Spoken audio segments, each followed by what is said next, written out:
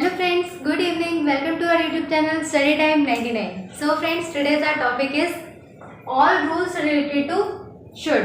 हमारे पास जो should के sentences हैं, है ना, तो वो हमने किसी ना किसी रूल से बनाए हैं. अब क्योंकि वो किसी ना किसी रूल से बने हैं तो हमने क्या करा है कि उन सारे रूल्स को इकट्ठा एक साथ लिख दिया. इनकी हमारी प्रीवियस वीडियो आप देख सकते हैं जो कि हमने इसको सेपरेटली बना रखी है. हम इन सारे रूल्स को एक अलग वे में लेकर चलेंगे, सबको एक साथ समझेंगे. ओके, तो यहाँ पे क्या है, use of should in present. अब प्रेजेंट की बात हो रही है क्योंकि यूज ऑफ शुड का जो यूज है वो वर्तमान काल में हो रहा है. ओके, तो यहाँ पे क्या आता है, देखिए अगेन यहाँ पे हम सब्जेक्ट का यूज करेंगे, देन ओनली शुड यूज होगा, देन वर्ब की फर्स्ट फॉर्म, देन ऑब्जेक्ट. बस यहाँ पे और कुछ भी यूज नहीं होता.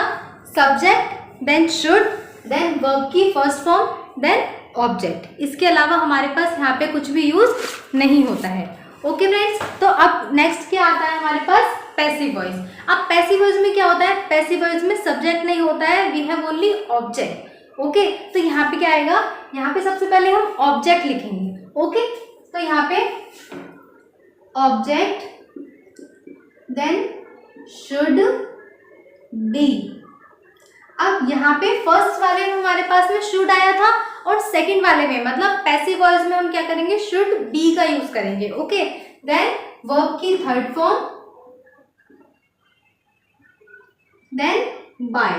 फ्रेंड्स, मैंने आपको काफी टाइम पहले पैसिव वॉइस के रूल्स में बताया था कि जब भी पैसिव वॉइस की बात हो, whether it is should, can, could, may, might, कुछ भी हो, अगर किसी भी चीज का हमारे पास में पैसिव वॉइस है तो पैसिव वॉइस में हमेशा हम वर्ब की थर्ड फॉर्म का ही यूज करते हैं. ये हमारे पास में हमेशा वर्ब की थर्ड फॉर्म का ही यूज होता है. Okay, then use of should, possession.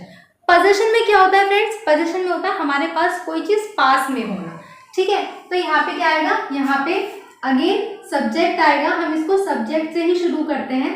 Then कोई चीज पास में होती है ना तो हम उसमें हैव का यूज करते हैं, शुड हैव. अब जाहिर सी बात है कि कोई चीज पास में होगी, तो जब कोई चीज पास में होती है तो उसमें क्या लगाते हैं, थिंग लगाते हैं. कोई भी चीज मतलब thing. Okay, then subject should have, then thing. अब यहाँ पे क्या है, यूज ऑफ शुड स्टेट. यहाँ पे स्टेट की बात है तो यहाँ पे अगेन क्या आएगा, सब्जेक्ट, देन शुड बी. अब फ्रेंड्स यहाँ पे क्या है, इधर भी हमारे पास शुड भी है, यहाँ पर भी शुड भी है.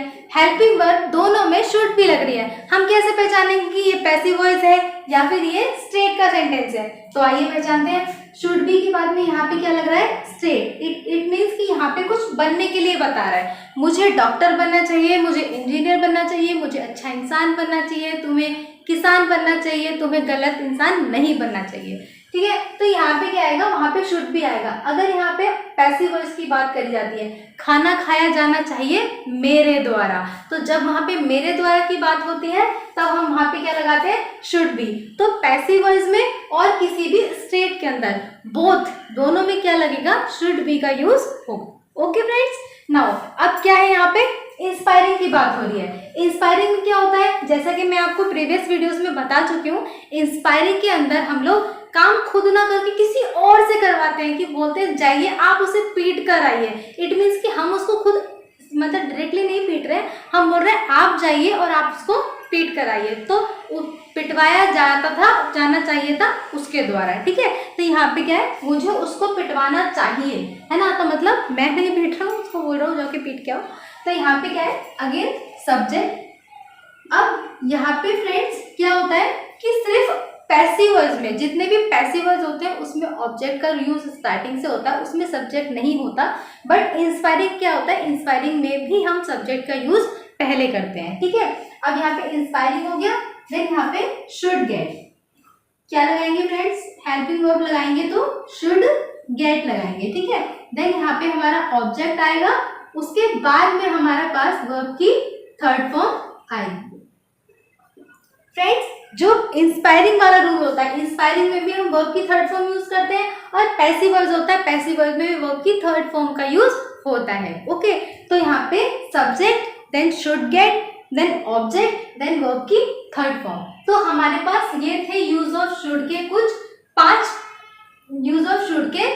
सेंटेंसेस, 5 रूल अलग अलग तरह के, जिसमें सबसे पहले सिंपल में शुड लगता है, पैसिव वर्ब में शुड बी लगता है, पोजीशन में शुड हैव लगता है, स्टेट में शुड बी लगता है, देन इंस्पायरिंग में शुड गेट लगेगा।